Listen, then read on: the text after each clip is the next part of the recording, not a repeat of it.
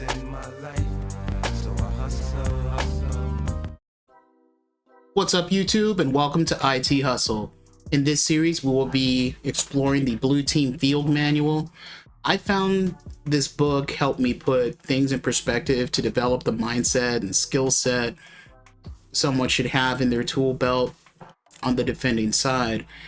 It has several practical applications, which we will be exploring throughout this series. The majority of this content will be demonstrated on EvenG. Please note they are not sponsoring these videos, but I just wanted to give them a shout out because this is a great lab virtualization platform. Just had to be said, just saying. Video resources will be linked in the description if you want to check those out. So without further ado, let's dive in.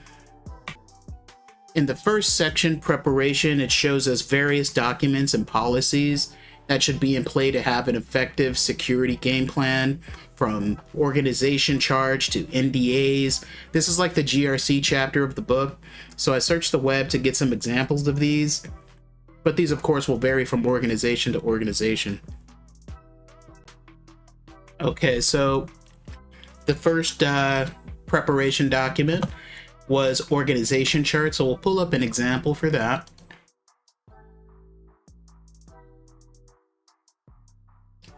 So what is an organizational chart? An organizational chart is a diagram that visually conveys a company's internal structure by detailing the roles, responsibilities, and relationships between individuals within an entity. It's one way to visualize a bureaucracy, so we're talking the chain of command there.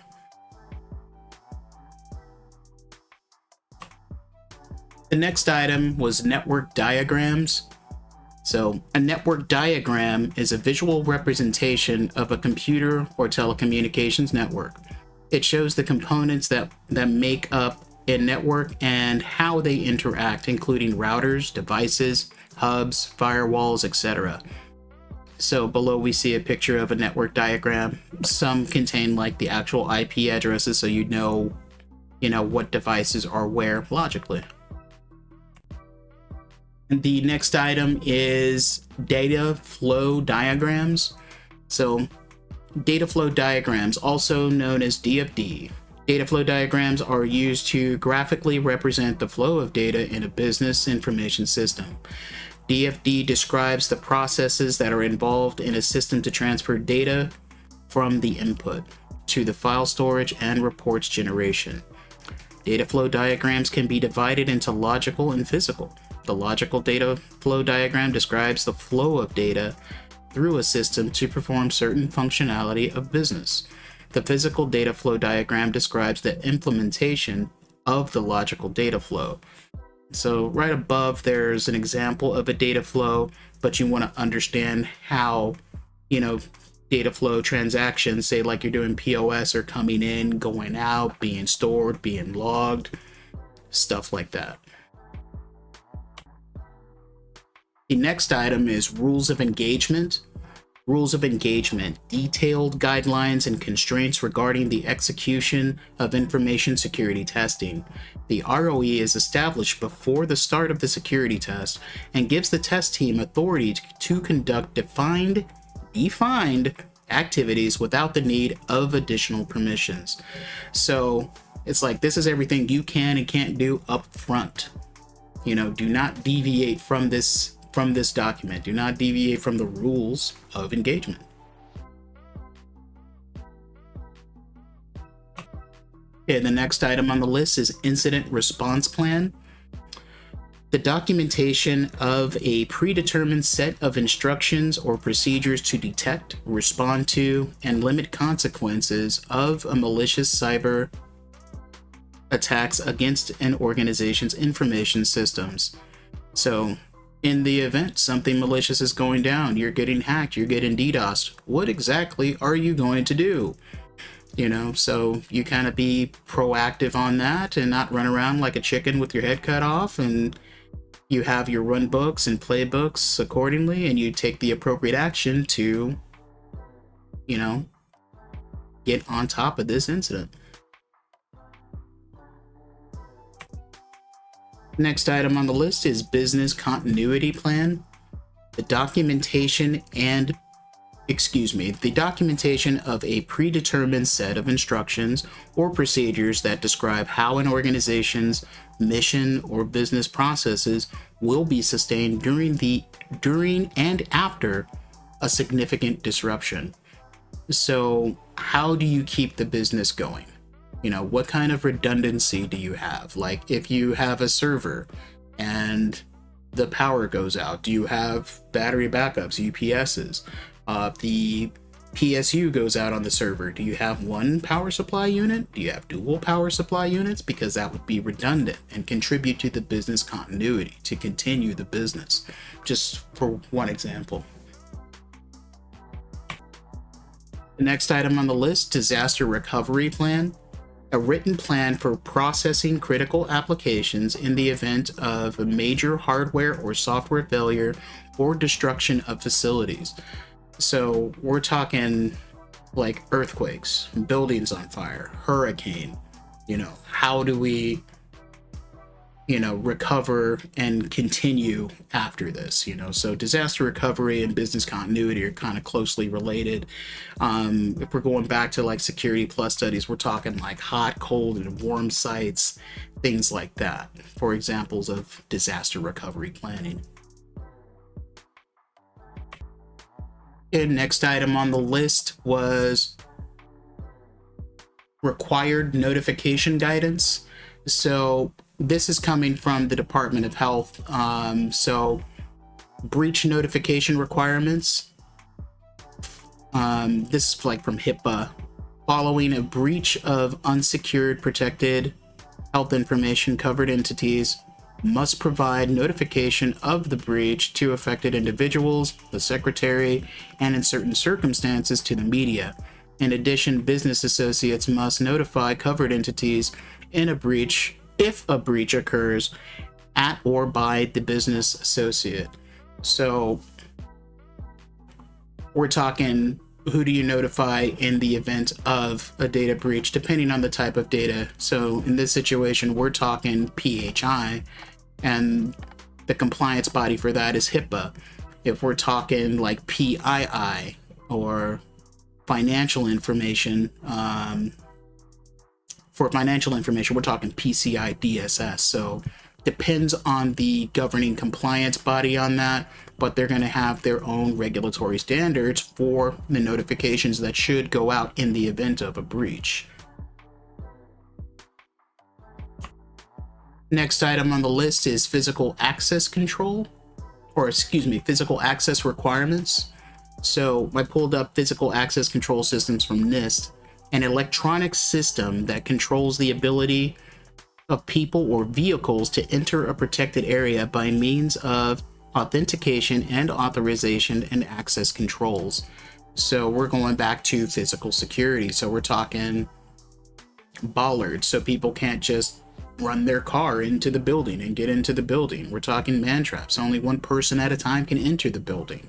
Do we have those Honeywell badge systems so you can only get into the door if you buzz in, and you can lock it down by floor if your situation calls for that? So physical access requirements, good thing to consider.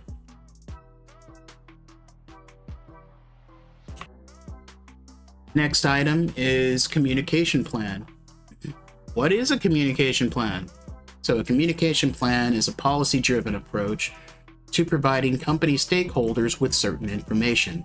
Communication plans are typically used in business settings to ensure all parties have the latest updates on projects, goals, and objectives. These are also critical aspects of both incident response and business continuity planning. So the crap hits the fan.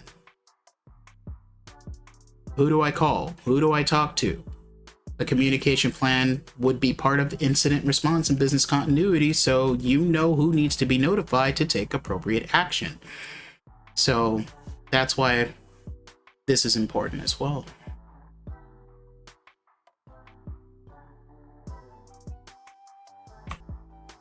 So the next item was authority and legal conditions. Didn't really know where to go on this one, but I pulled up the Secret Service website. So if you're going to report an incident and want to get law enforcement involved on something like that, these are the things you would want to provide. So I've found this cool to look through if you want to check that out.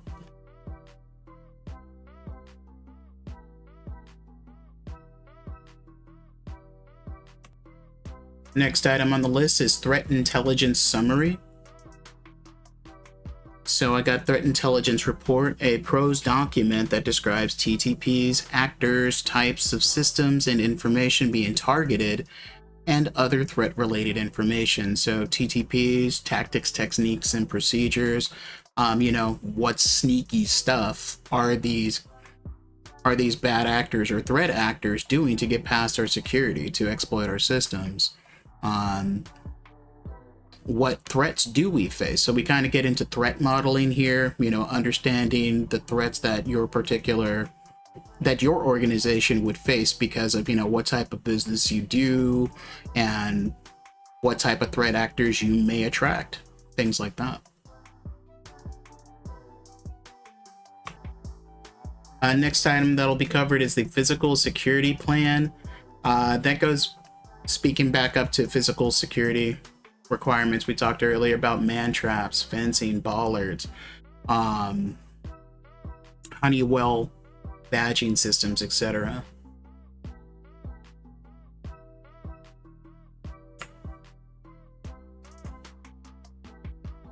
Okay, moving on to risk assessment decision matrix. So risk assessment, the process of identifying risks to organizational operations, organizational assets, individuals, other organizations, and the nation resulting from the operation of an information system. Part of risk management incorporates threat and vulnerability analyses and considers mitigations provided by security controls planned or in place, synonymous with risk analysis. So one way to put risk analysis in perspective, got an example here. So this is a risk assessment matrix. So say you've got, what vulnerabilities you have, what threats your organization faced, to the infrastructure. So this is the likelihood of a threat being realized and the impact of said threat if it is realized. So if it's very unlikely and the impact is severe, it would be considered medium. Where if it's very likely and severe, it would be high. Then you can kind of gauge there, your vulnerabilities and such, and how they would impact the organization, and how you can prioritize which ones you want to button up.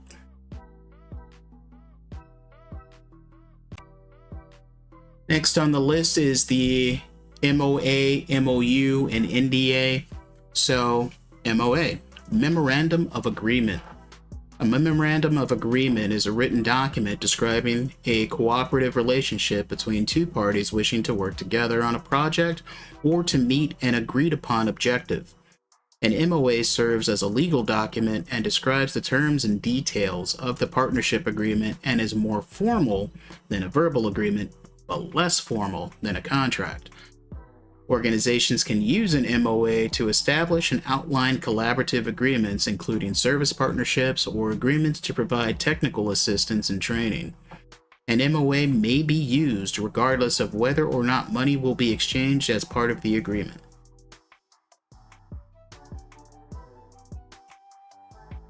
Okay, leading to MOU, Memorandum of Understanding or Agreement. A type of interagency, or National Guard agreement between two or more parties, which includes specific terms that are agreed to, and a commitment by at least one party to engage in action. It includes either a commitment of resources or binds a party to a specific action. So, these are just documented agreements between party A and party B.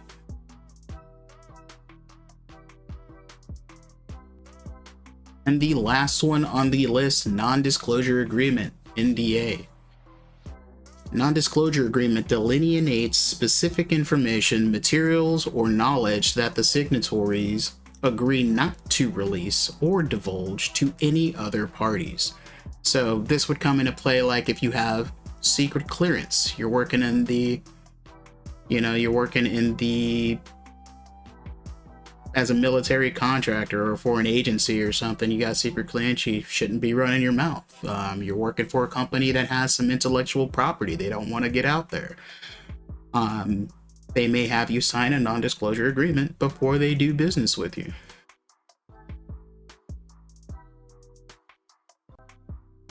And that's it for preparation. I did skip over some that I couldn't find, good visual representation to present, but all of these things fall under the GRC umbrella.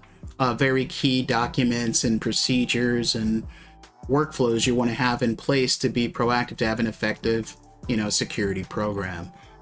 Next time, we'll dive into the identify chapter. We'll get our hands on the keyboard and go through some practical uses that are outlined in the text. And all resources from this presentation will be included in the description of the video. And thank you for tuning in. I'll see you in the next video.